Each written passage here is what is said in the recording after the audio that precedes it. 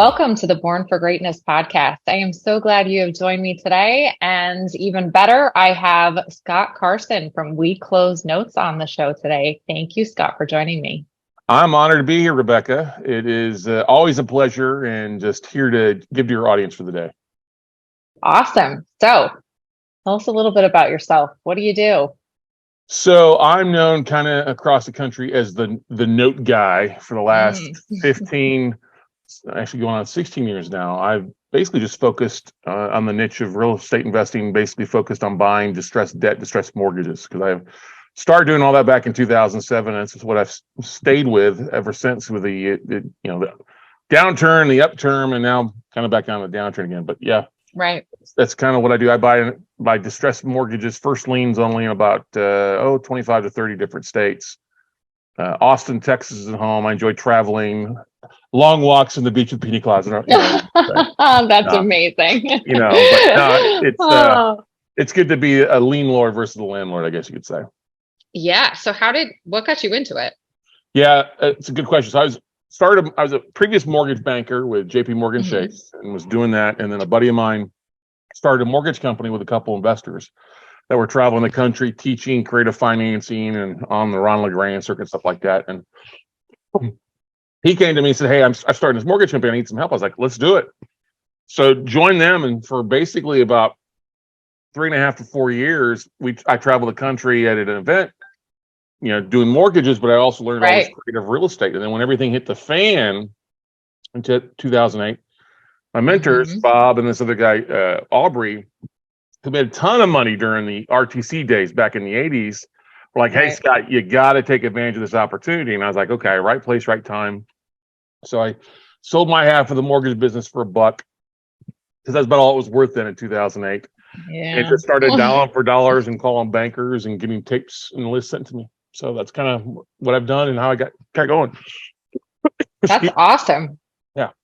So go ahead. I just say it's been a very interesting ride the last 16 years. We've bought hundreds of assets at a time, or one asset at a time, over $1 billion in distressed debt. Wow. That's crazy. So let's explain because I know some of my listeners don't have a real estate background. What exactly does that mean when you're buying, a closed note or distressed debt? Yeah, great question. I'm glad you're bringing it up. So basically, if you are in debt of any sort, you have a car payment, a mortgage loan, student loan debt, credit card, medical bills, you technically are in the debt space. You're just on the wrong side of the payment stream because you're paying out versus paying in. Right. And what I focus on is we just buy, and when we say a note, that's any type of IOU receivable. We focus on the notes that are secured by residential and commercial real estate. So we're buying mortgages, just the senior liens of first mortgage.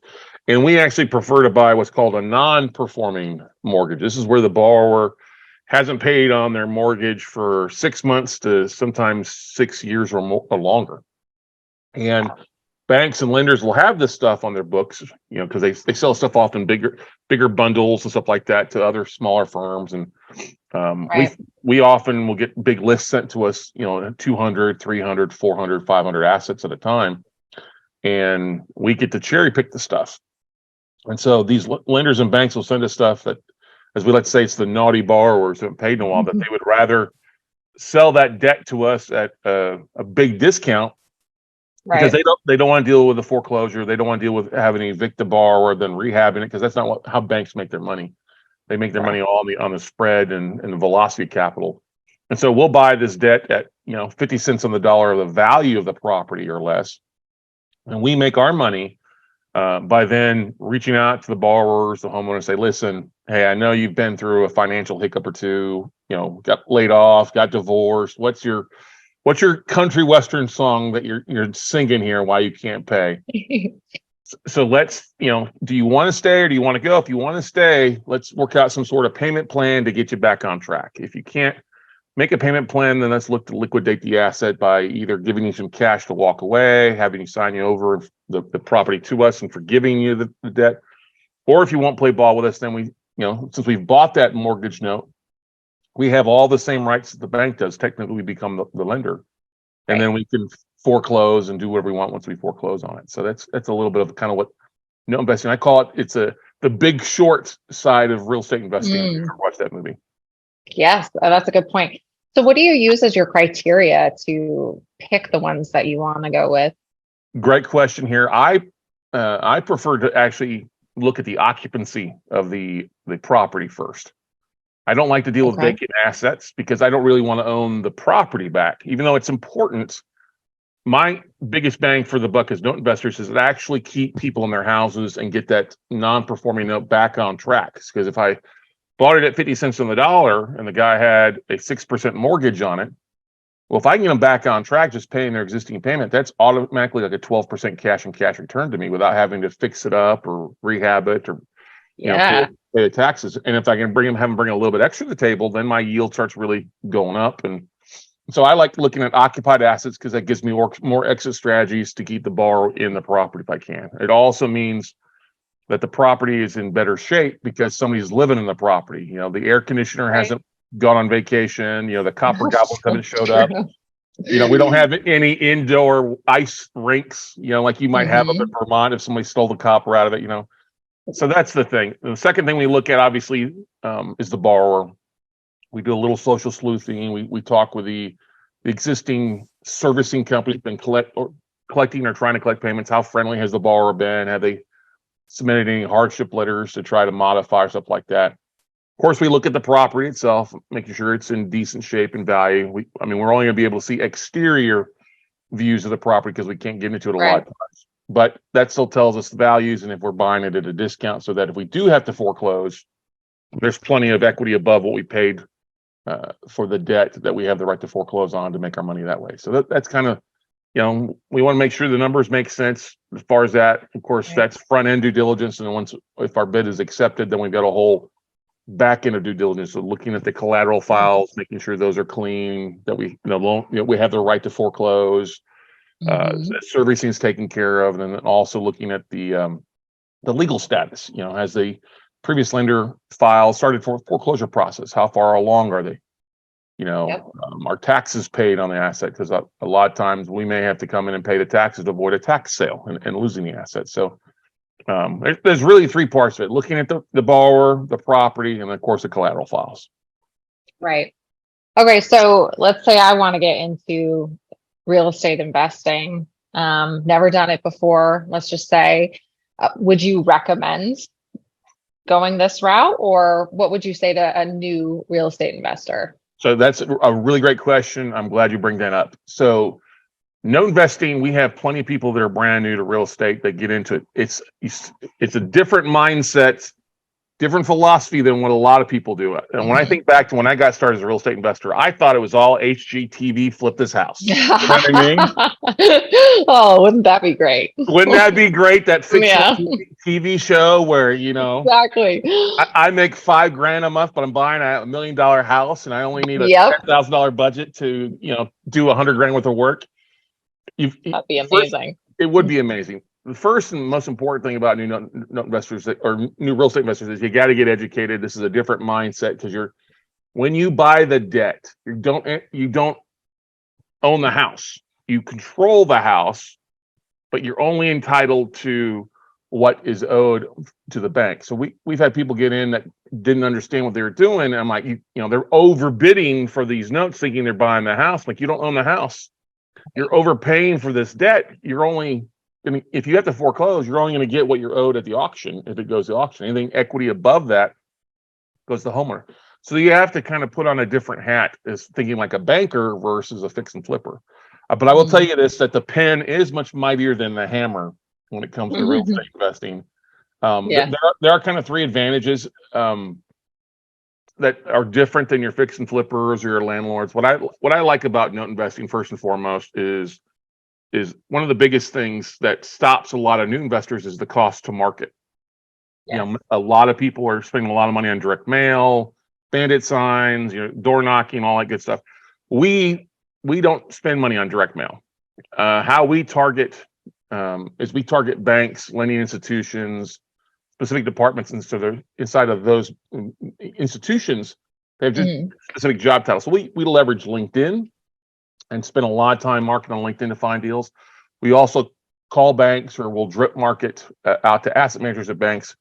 And once we get into the right department of the bank, that bank becomes a lead that feeds us on a monthly or quarterly basis without any mail, Wow. marketing costs. So that's really nice. It's also great the fact that we're getting multiple deals. It might be just one note this month. Maybe it's 5 notes next month. Maybe it's 1,000 notes. I mean, you just never know what a bank has in its portfolio. Although you can kind of find out by looking at the FDIC reports that a bank will file quarterly. They'll tell you they have to disclose how much of their portfolio is distressed, where the borrowers haven't paid 90 days, how much is in that late phase of borrowers being 30 to 89 days late, how much of their portfolio is default that's residential, how much is of their commercial portfolios in default. So it gives you kind of a cheat sheet to target some of these asset managers. But folks think that they're just going to walk into their local Chase or Wells Fargo and say, hey, I want to buy your notes.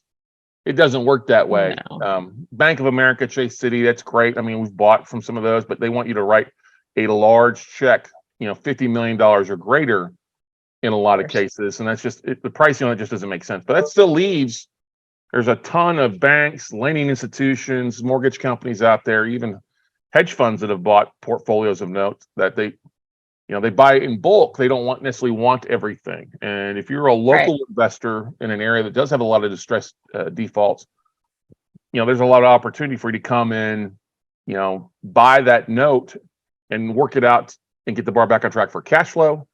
Or if they won't play ball, then foreclose and then keep the asset or sell the asset off, whatever you want to do. So it's a different mindset when you're getting started. Just got to know it's different. Got to know that it's a different philosophy. I mean, it's just like, you can't apply land investing to like multifamily investing. You can't apply like storage to fix and flipping. You got to know your niche.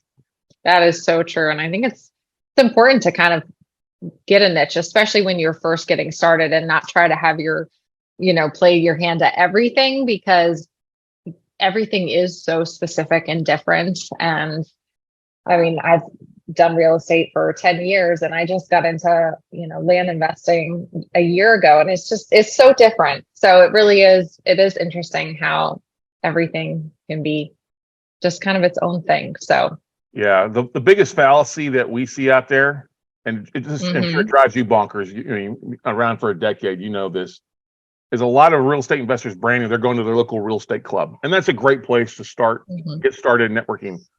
But the idea that I'm going to add another tool to my tool belt by learning this other niche or this other strategy, I'm like, look, a jack of all trades is a master of none. We know that for sure.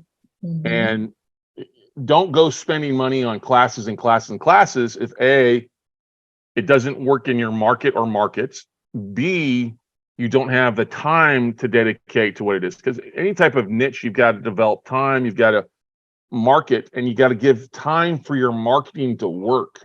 We have so many investors, they go from one thing to another thing to another thing. They never give their marketing, or first of all, most people don't market. They just think they're going to do something. I'm an apartment investor. Just give me an apartment. Like, it doesn't work that way. No. You focus maybe 1, 2 niches. That's it. You want to make sure that those niches work really well, close to each other. Like we do a lot with notes, and another thing that we do a little bit of is subject to deals, because we're getting these lists in from banks. We know, like, if we can't buy that note, well, we'll try to approach the borrower and see if we can't take over that note subject to. But I'm not out there, doing a lot of fix and flips. I'm not going out there and wholesaling a lot. I'm not, we stick to our niche, and that's what we've done the last 15 years, and it's also made us successful. Is that we stick in that one lane, 1 or 2 lanes is it, and you'd be a whole lot happier versus chasing every shiny object out there. Oh, so true. Now, are you still like holding classes and teaching people? Yeah, we teach, we have our classes. We have a 1-day class that we teach every 3rd Saturday of the month. And awesome. It's called Note Weekends. It's basically about 6 hours of me just kind of going through the Cliff Notes version, how to find, fund, and flip these things. Like I said, it's the 3rd Saturday every month. I would love to give that to your audience members for free. It's usually $99. They want to go to noteweekend.com. Oh, that's awesome. Type in the code. Let's just say Becca, Becca. Yeah, there we go. They'll Woohoo! get the class for free. If they can't attend live, they'll get the That's replays and the amazing. manual. And it's a $99 value for them if they're interested. Noteweekend.com, special code. Becca, it's still going to ask you to fill out a credit card, make sure you're a real person, but there's no charge going on to that. Oh, awesome. Thank you so much. That is great. That is so cool. I will actually attend as well because it's always good to learn, even if you're, not going to necessarily go forward with it now. Knowledge is power. So, Well, here's one thing that we see a lot of, and that's why I was so excited when we were talking and being on here, is we see a lot of land notes. We see performing and non-performing notes on oh, land that's interesting.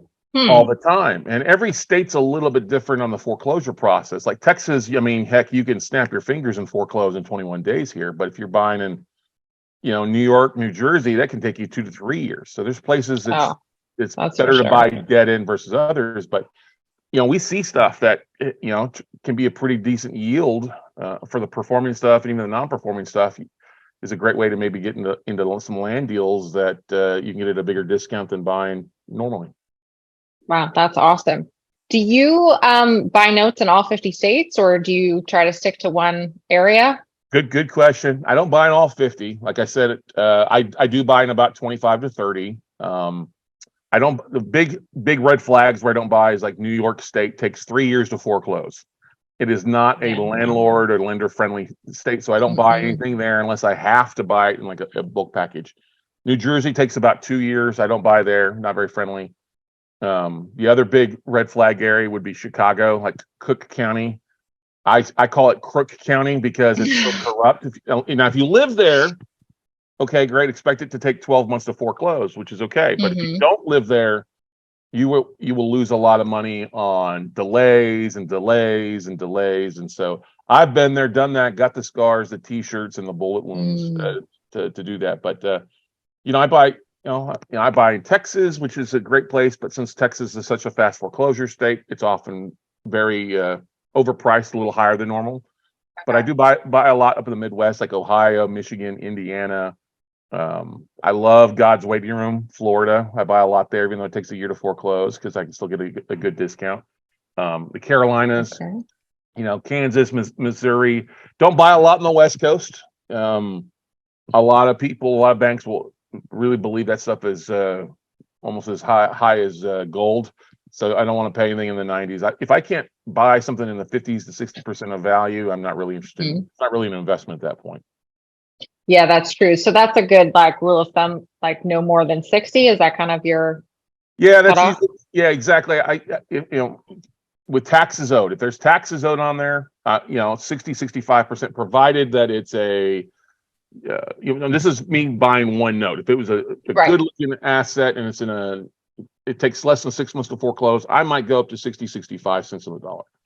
If it's in a longer foreclosure state, longer than 6 months, even if it's the best asset, I'm not going to go really above 60. I prefer to be at 55, because if I've got to hold it for a while, I've got money costs, I've got holding costs, legal costs, stuff like that. Then I still have to probably do a little bit of work if foreclose, but we'll know usually within 90 days which way the borrower is going to go from the time that we buy, because we're really harping the first 90 days, trying to get the borrower back on track to modify or reinstate. And if they won't play ball with us, then we'll kick it to the attorneys and go from there. But what's great is, even with COVID and everything being crazy, most people want to stay in their homes. Most people want to come and really do something. So we've been fortunate enough that, we look at all the stuff that we bought that we knew we might have a chance to get reperformed. It was occupied. We had about a 65-70% success rate in keeping people in their houses. Wow, that's really good. That's really good. Awesome. So since everybody is talking about now, get rid of your 9 to 5 and work for yourself kind of thing. What is your take on that? And is this viable for somebody to eventually do, instead of a 9 to 5? So I'm glad you brought that up, because I don't think it's being talked about enough. And this is a individual decision for everybody. You can't just make a broad decision based on what somebody told you. If you don't have money to pay bills, never quit your job to do something as an entrepreneurial basis. Start off on a part-time side hustle. We tell our students all the time, listen, if you want to go full-time, you can, but let's build a a plan and use your existing job to help you build a runway off to being an entrepreneur if you want to do that. But many of our students are doing this 5 to 10 hours a week, although we've got quite a few folks that have been doing this for 12 months and they've been able to replace their income and make more because they're full-time note investing. And it's just, everybody's different. You've got to market, with anything, this is not the easiest thing in the world, but the easiest thing in the world, everybody would do it. But that's what I love about it, is we're a much smaller niche out there investing wise than your fix and flippers, your wholesalers, your landlords, but we're also a lot closer to deal flow. We're getting deals sent to us on a regular basis from banks and lenders. We're also getting bigger discounts, which leads to bigger ROIs. You just got to understand it's different than some things. We don't have the sexy HGTV show talking about it. So true, but unfortunately, it's not as glamorous as the TV shows make it seem. That's for sure. Yeah, but that's okay. I mean, here's the thing. If you like to make money and you like to help people, this is a great niche. We love keeping people in their houses. We love, working to solve a problem. There's been many times I could tell you the number of stories where we bought a note on a property. The note had been sold 4 or 5 times, and the borrowers have been trying to stay in the house, trying to modify. They had something bad happen. They got sick or illness, or death in the family. And we buy this note at a discount, and literally within the first week, we were on the phone with a borrower, and they're crying on the phone because we're able to keep them in their house. And we're can you start making an existing payment? Because a lot of these companies or firms that buy these big books, they just get somebody on, making a phone call who's making $20 an hour. They don't understand that there's a human element. And I'll give you a great example. We just bought a note where the borrower been trying to modify for 3 years, and the previous 2 banks wouldn't modify it. But then they sold the note to me at 50 cents on the dollar, and I modified her immediately, and I'm getting a great yield. They could have kept a great return if they would have just played ball with a borrower. And she's been on time and even brought some money to the table. I'm like, this is a great little yield on this. And we're doing some good. I don't ever have to foreclose, hopefully. If she refinances out in 24 months, we'll get a full payoff. It's just interesting that the lack of empathy a lot of lenders or employees have it. I love that you said that, because I think that is so true. And I think, people, when they think of lenders, they think of these, big mean people who don't care about you and they just want money. And you're kind of getting the best of both worlds in this, because yes, you are making a profit, but you're helping somebody at the same time.